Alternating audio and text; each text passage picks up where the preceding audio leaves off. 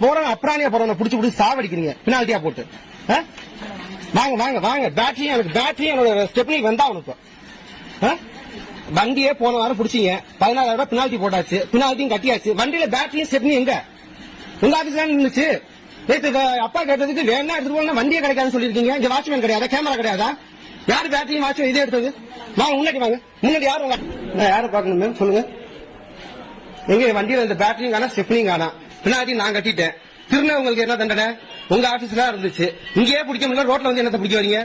எங்க இது? இங்க வாட்ச்மேன் இருக்காங்களா இல்லையா? சிசிடிவி கேமரா இருக்கா இல்லையா? இல்ல எங்க வண்டியில 10 பேர் வண்டியில திட்டு போயிருக்கு. இல்ல எனக்கு வயிற்றுச்சலா இருக்கு. நீங்க சத்தம் போட்டு தானே ரோட்ல பேசுறீங்க.